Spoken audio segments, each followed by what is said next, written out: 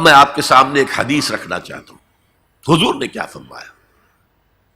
ایک حدیث سنا چکا ہوں آپ کو، عن عثمان بن عفان رضی اللہ تعالی عنہ قال قال رسول اللہ صلی اللہ علیہ وسلم خیرکم من تعلم القرآن وعلمہ، تم میں سے بہترین لوگ وہ ہیں جو قرآن سیکھیں اور سکھائیں۔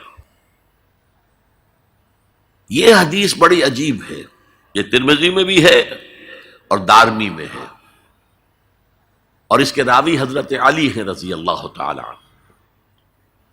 عن علی رضی اللہ عنہ قال، حضرت علی فرماتے ہیں انی سمعت رسول اللہ صلی اللہ علیہ وسلم یقول، میں نے سنا اللہ کے رسول صلی اللہ علیہ وسلم کو یہ کہتے ہوئے، انہا ستکون فتنۃ، ان قریب ایک بہت بڑا فتنہ رونما ہوگا۔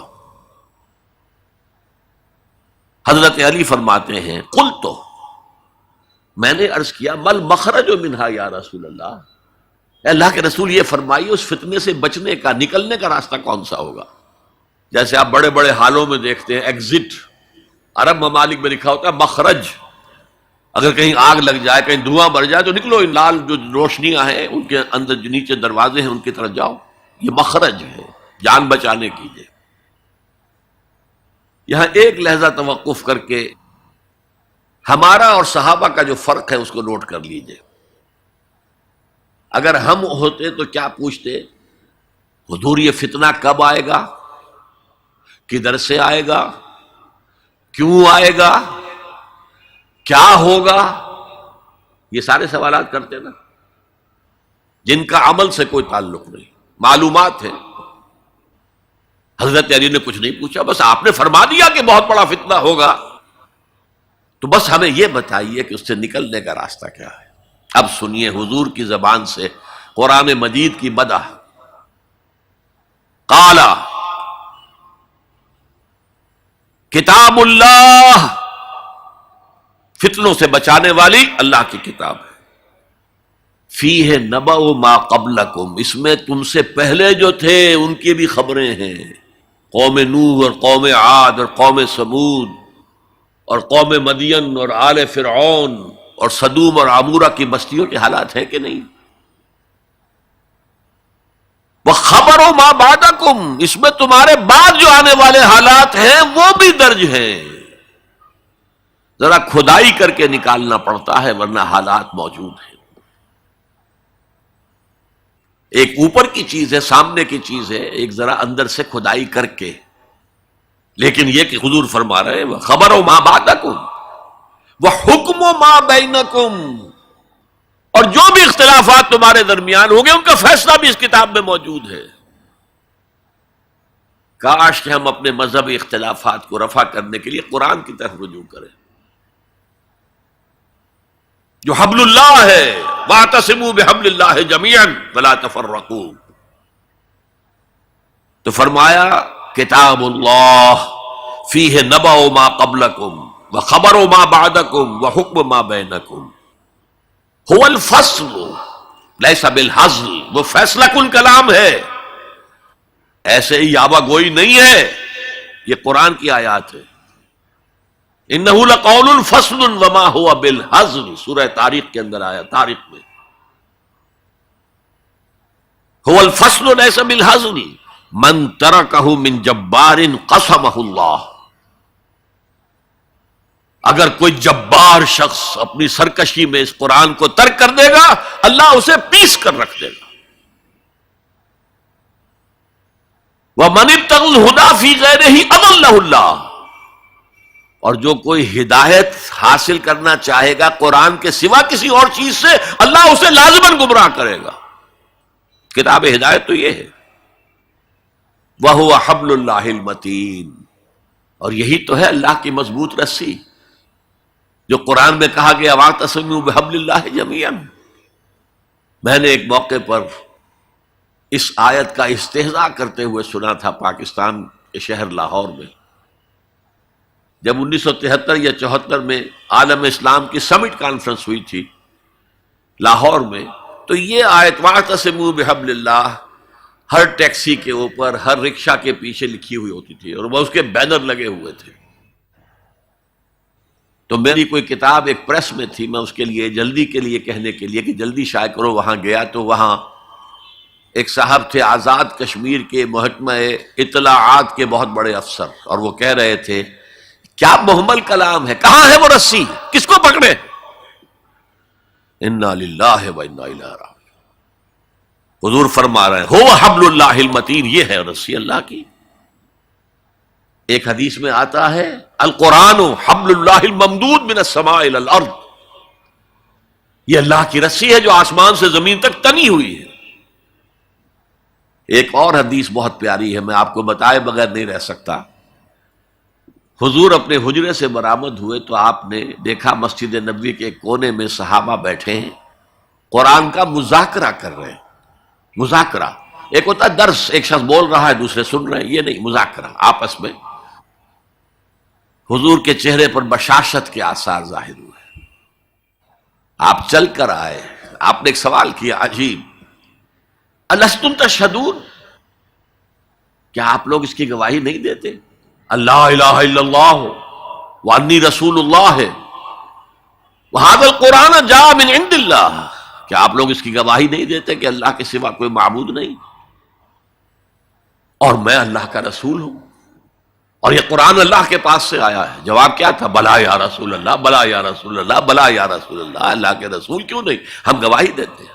اب فرمایا جس کے لیے میں نے یہ حدیث سنائی، فاستبشروا، خوشیاں مناؤ، جیسے ہم نے دوسرا جو تھا سورہ یونس کی آیات فَبِذَلِكَ فَلْيَفْرَحُوا، خوشیاں مناؤ، جشن مناؤ اس قرآن پر، فاستبشروا، تو بشارتیں حاصل کرو، فإن هذا القرآن طرفه بأيديكم وطرفه بيد اللہ، اس قرآن کا ایک سرا تمہارے ہاتھ میں، ایک سرا اللہ کے ہاتھ میں۔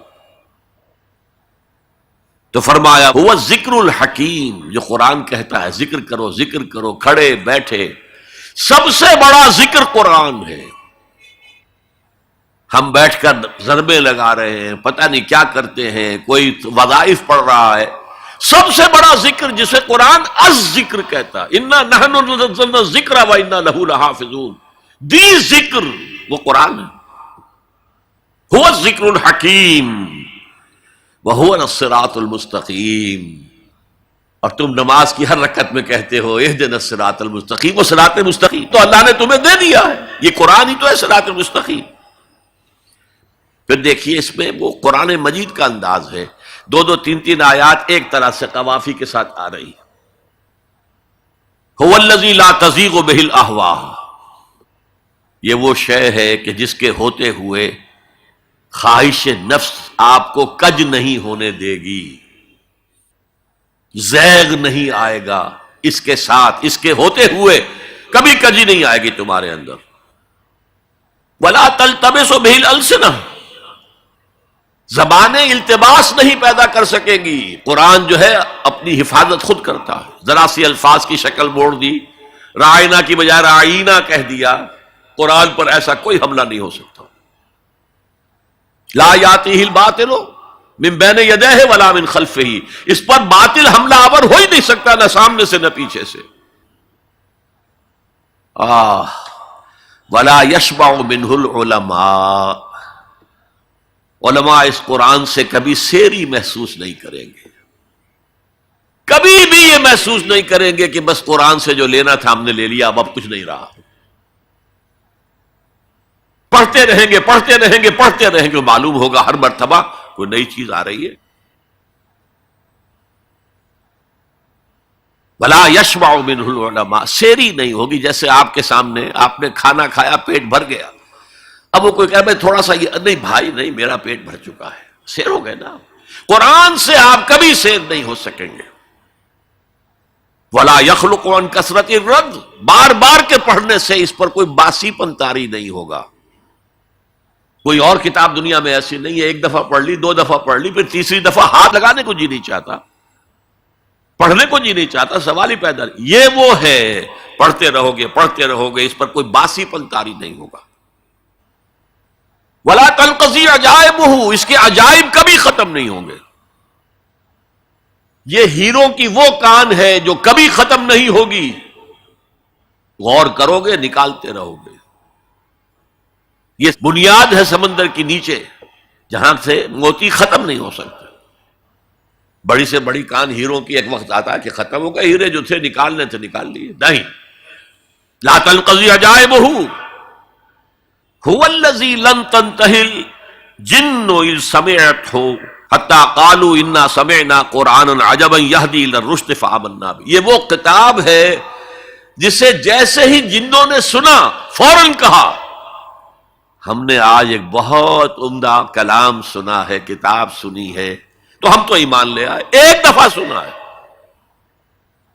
اور وہ داعی بن کر چلے گئے. یا قومنا اجیبوا داعی اللہ، اے ہماری قوم کے لوگوں اس اللہ کی طرف پکارنے والے کی آواز پر لبیک کہو. جنات کا عالم یہ ہے، ہمارا عالم کیا ہے؟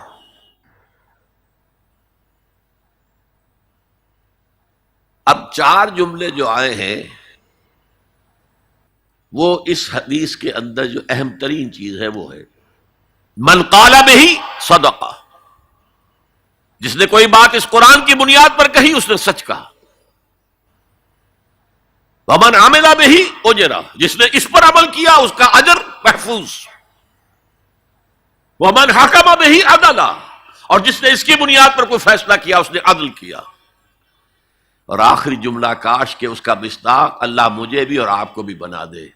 وَمَن دَعَا إِلَيْهِ هُدِيَ إِلَىٰ صِرَاطٍ مُسْتَقِيمٍ، جو اس قرآن کی طرف لوگوں کو بلائے گا کسی اور کو ہدایت ہو نہ ہو اس کی ہدایت ہو گئی.